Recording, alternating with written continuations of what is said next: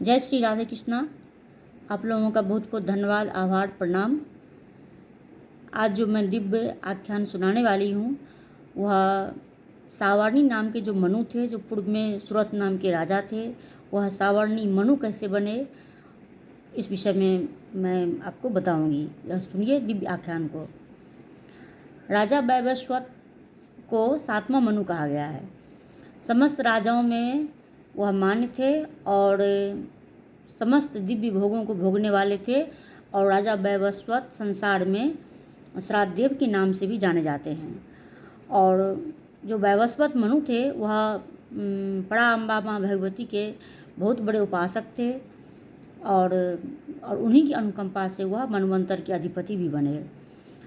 जब आठवां मनु जो थे वो सावर्णी बने। सावर्णी नाम के जो सावर्णी मनु जो थे वो आठवां मनु बने, मनमंत्राधिपति बने वो। इससे पूर्व जन्म में वह सुरत नाम के एक राजा थे। तो किस तरह से वो सुरत नाम के वो राजा थे, फिर मनु किस प्रकार से बने।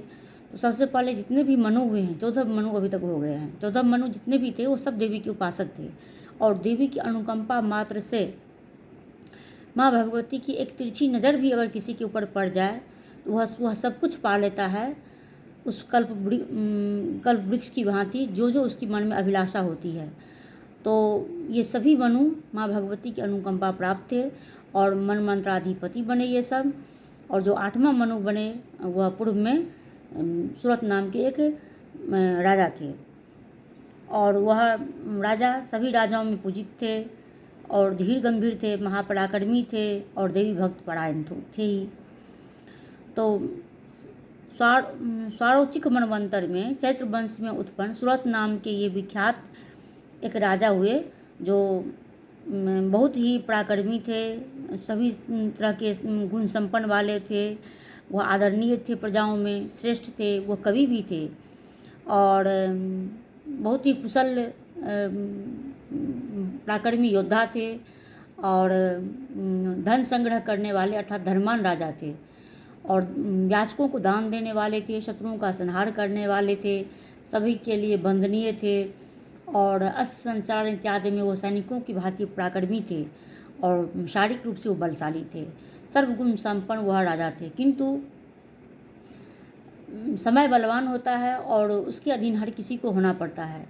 तो समय जब उनका बलहीन हुआ उस समय देव योग से कोला विंध्वंसी नाम के एक क्षत्रिय राजा हुए जो उनके नगर पर आक्रमण कर दिया और वो उनके शत्रु हो गए। और वह जो कोला विंध्वंसिनी था वह बहुत ही बलशाली था और उसकी सेना बहुत ही जोरदार थी और उन्होंने सुरत नाम के उस राजा की राज पर चढ़ाई कर दी और जो सूरत के उस नगर को चारों तरफ से उसने अपनी सेना के द्वारा उसको घेर लिया। तत्पश्चात उसने उनके वह शत्रु सेना जो उनकी थी, जो कोला विंध्वंसिनी था, वह सूरत की सेनाओं को उनके नगर को घेर लेने के पश्चात उनकी सेनाओं का उसने विध्वंस कर दिया, उसका नाश किया और उनके नगर को उसने हरण कर लिया, अर्थात कब्जा कर लिया। तत्पश्चात राजा सूरत युद्ध में शत्रुओं के द्वारा जीत लिए गए, वह पराजित हुए और घोड़े पर सवार होकर उदास मन से वह अपने नगर की ओर प्रस्थान किए। किंतु वहां जाने पर उनके अपने ही अमात्य और मंत्रियों ने उनके बलहीन होने का लाभ उठाया और उनके राजकोष को उसने हरण कर लिया। राजा बहुत ही दुखी हुए और बहुत ही अपमानित स्वयं को वह समझ रहे थे, क्योंकि इस प्रजा के लिए निश्चित रूप से अगर आप किसी के लिए बहुत ही स्नेह भरा अपना संबंध रखें तो अगर आपको अगर धोखा दे जाए तो निश्चित रूप से दुख किसी को भी हो सकता है। तो राजा अपने अमात्यों के द्वारा जब धन को उनका हरण कर लिया गया तो राजा बहुत ही दुखी हुए। तब उन्होंने दुखी हुए और उसके पश्चात अपने शत्रु सेनाओं के द्वारा वो जीत लेने जाने के बाद वो नगर से निष्कासित भी कर दिए गए, उनको अपमान सहना पड़ा। तत्पश्चात दुखी मन से आखेट के बहाने हुआ एक घोड़े पर सवार हुए और निर्जन वन की ओर अकेले ही हुआ चल पड़े। पुनः जब उस वन में वह सूरत नाम के राजा जब पहुँचते हैं तो विपरीत स्वभाव वाले पशुओं को वहाँ विचरण करते हुए देखते हैं, कुछ हिंसक कुछ अहिंसक, इसको विपरीत कहते हैं, जो निश्चित रूप से एक दूसरे से स्नेहमय रूप से वहाँ पर रह रहे होते हैं। उस वन में उनको बहुत ही शांति की अनुभूति होती है। उनका जो उनके भीतर कष्ट दो प्रकार के होते हैं, शारीरिक और मानसिक। जो भीतर की जो अंदरूनी उनकी कष्ट होती है वह शांति पाने लगती है उस वन में प्रवेश करने मात्र से। और निश्चित रूप से राजा दूरदृष्टि वाले थे, तो उन्होंने बहुत दूर देखा कि सुमेधा ऋषि का आश्रम भी जो उनको दिखाई दिया, जो बहुत ही रमणीक व मनोरम सुंदर आश्रम था उनका, सुमेधा ऋषि का, जहाँ निश्चित रूप से निर्भय होकर विपरीत स्वभाव वाले पशु पक्षी इत्यादि वहाँ रह रहे थे और पक्षियाँ वहाँ कलरव कर रही थी, जो बहुत ही शांति प्रदान कर रही थी। और विभिन्न प्रकार के पुष्प वृक्ष अपने खुशबू सुगंध को वहाँ पर बिखेर रहे थे। तब राजा सूरत ने मुनि से मिलने का निश्चय किया, और वह निश्चित रूप से अपने मानसिक कष्ट से जो सदा संतप्त रहते थे उस वन में आकर उनको शांति हुई। और किंतु चूँकि वह बहुत ही दुखी थे, इसलिए ज्ञानी होते हुए भी स्वयं को अज्ञानी समझ रहे थे। और तब वह मुनि के आश्रम में गए, उन्होंने अपनी व्यथा को कही और उन्होंने कहा कि मैं राज से च्युत हो गया हूँ, मैं सूरत नाम का एक राजा हूँ और मैं अपने शत्रु कुलाविध्वंस के द्वारा पराजित कर दिया गया हूँ, और अपने ही अमात्यों के द्वारा मेरे धन को उसको लूट लिया गया है और मैं अपने राज्य से निष्कासित कर दिया गया हूँ और मैं बहुत ही दुखी हूँ। अब मैं क्या करूँ? तो हे मुनिवर, आप मुझे मार्गदर्शन करें कि मुझे क्या करना चाहिए इस समय। तब मुनि बोले कि आप अत्यंत ही विस्मयकारी, अनुपम और सभी मनोकामनाओं को पूर्ण करने वाले श्रेष्ठ देवी महामाया के महात्म का श्रवण कीजिए। तो हे राजन, आपको निश्चित रूप से आपका उससे कल्याण होगा, आपके मन को शांति होगी और आपके मन की व्यथा भी कम हो जाएगी। तो वह विश्वमयी महामाया ब्रह्मा, विष्णु और महेश से उत्पन्न करने वाली हैं। ब्रह्मा, विष्णु, महेश सभी वह महामाया से ही उत्पन्न हुए हैं। तो निश्चित रूप से वह प्राणियों के मन को भी बलपूर्वक आकृष्ट करके वह मोहित कर देती हैं। तो हे राजन, इस रहस्य को आप भली भांति जान लीजिए कि महामाया ही सभी प्रकार के कष्टों को हरने वाली हैं, सभी मनोरथों को पूर्ण करने वाली हैं। जो तीनों देवों का जो सृजन जिनसे हुआ है, वह जगत जननी कुछ भी करने में उनके लिए असंभावी नहीं है। तो आपको निश्चित रूप से उनके महात्म का श्रवण करना चाहिए। वही माँ लक्ष्मी हैं, वही माँ महाकाली हैं, वही माँ सरस्वती हैं, वह आदि भगवती हैं। तो आपको निश्चित रूप से उनके महात्म को समझना चाहिए, उनकी आराधना पूजा करनी चाहिए। तो निश्चित रूप से माँ भगवती आपके ऊपर प्रसन्न होंगी और उनकी कृपा जिसके ऊपर हो जाती है वही इस मोहजाल से मुक्त हो जाता है। और हे राजन, इसमें कोई भी प्रकार की संदेह नहीं है। तो इस प्रकार से मुनि ने राजा को महामाया, माँ भगवती, आदि भगवती के विषय में उनको समझाया, क्योंकि राजा ज्ञान की प्राप्ति करना चाहते थे और मोह से रहित होना चाहते थे। तो यह तभी संभव है जब माँ भगवती के शरण में आप शरणागत हो जावे। तब इस बीच उन्होंने एक महामाया की अद्भुत लीलाओं को, महामाया की अद्भुत लीलाओं को, उनकी शक्ति को और उनके ईश्वरों को दिया हुआ उनको वरदान को, उनके पराक्रम को उन्होंने कुछ इस तरह से भी समझाया कि हे राजन, किसी समय की बात है, कल्पतरु के काल में भगवान विष्णु जब संहार करने के पश्चात क्षीर सागर में शेषनाग की सैया पर विश्राम कर रहे थे, तब योग निंद्रा के वो अधीन थे।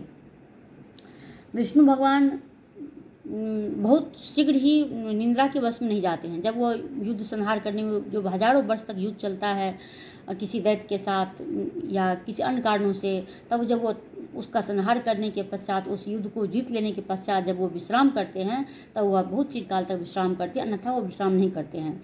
तो कल्पतरु काल में जब वह विश्राम करने के लिए जब क्षीर सागर में जब योग निंद्रा के अधीन हो गए, तो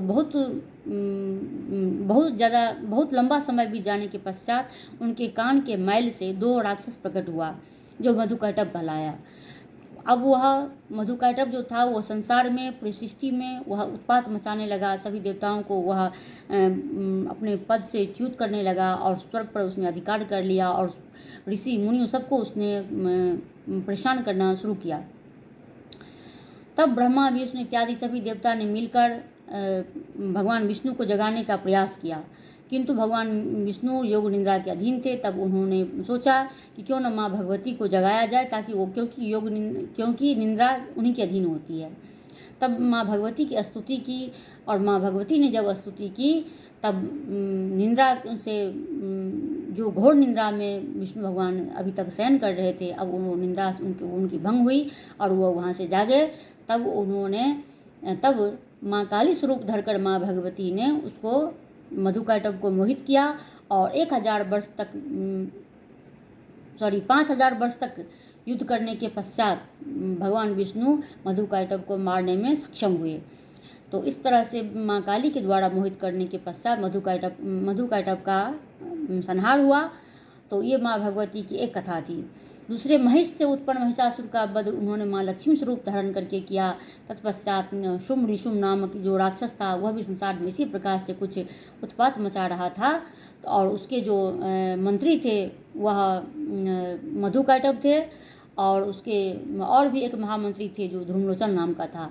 इस सब का वध माँ सरस्वती ने किया। ये सभी तीनों देवियाँ जो थी वह आदि भगवती, परा भगवती से ही उनकी उत्पत्ति हुई थी, और इस तरह से इन राक्षसों का विनाश कर और संहार कर उन्होंने पूरे सृष्टि को उन्होंने संरक्षित किया और सबको त्राण दिलाया। इस तरह से माँ भगवती ने संसार से, राक्षसों के त्राण से मुक्ति दिलाकर देवताओं को मुक्ति दी। देवता प्रसन्न हुए, उनकी स्तुति की, और देवता पुनः अपने अपने राजकार्य संभालने के लिए अपने अपने जगह को प्रस्थान कर गए। तो इस तरह से माँ भगवती की कथा जो सुमेधा नाम की वह ऋषि होते हैं, वह सूरत नाम के उस राजा को सुनाते हैं। और जिस समय सूरत आते हैं ऋषि के आश्रम में, ठीक उसी समय एक और वैश्य नाम के एक जो वैश्य यानी बनिया, वह भी अपने परिवार से दुखी होकर वहाँ पर पहुँचता है। जो राजा सूरत हैं, सुमेधा नाम के वह ऋषि हैं, और समाधि नाम के वैश्य। समाधि तीनों सौ से ही हैं। जो सूरत नाम के राजा अपने राज को से निष्कासित होने के बाद ऋषि के आश्रम में आते हैं, उनका नाम सुमेधा है। और जो समाधि नाम का वैश्य है, वह भी अपने घर परिवार से अपने ही पुत्रों के द्वारा ठुकराए जाने पर, अपनी ही भार्या के द्वारा ठुकराए जाने पर, अपमानित किए जाने पर वह मोह भंग होकर वह भी ऋषि के आश्रम में ही आते हैं एक समय पर। तब सूरत नाम के उस राजा और समाधि नाम के उस वैश्य की मित्रता होती है। दोनों भगवती की आराधना करते हैं, और तब ऋषि के द्वारा जो माँ भगवती की पूजा अर्चना की बात कही जाती है, जो उसका उपाय बताया जाता है, उसमें वो बताते हैं किस तरह से माँ भगवती की वह पार्थिव मूर्ति बनाते हैं और उसमें वह प्राण प्रतिष्ठा करते हैं, और किस तरह से वह एकाग्रचित्त होकर माँ भगवती की जो संयत राजा होते हैं, सूरत नाम के राजा होते हैं वह, और समाधि नाम के वह जो वैश्य हैं, वो दोनों अपने अपने तरीके से, अपने अपने ढंग से माँ भगवती की पूजा करते हैं। पार्थिव मूर्ति की स्थापना कर, और पूजा की समाप्ति होने पर वह देवी को, जब देवी एक बार स्वप्न में पहले सूरत को स्वप्न में प्रकट होती हैं, परंतु सूरत नाम के जो राजा होते हैं वो देवी के स्वप्न में प्रकट होने पर वो परम संतुष्ट नहीं होते हैं। तब वो सोचते हैं कि और कुछ क्या किया जाए ताकि भगवती को वह प्रत्यक्ष रूप से प्रकट होकर और संवाद करना चाहते हैं, और कुछ कहना चाहते हैं या कुछ मांगना चाहते हैं। तब जब उस मूर्ति में प्राण प्रतिष्ठा करने के पश्चात जब वह उनकी देवी की, भगवती की पूजा कर रहे होते हैं, तब वह अपने शरीर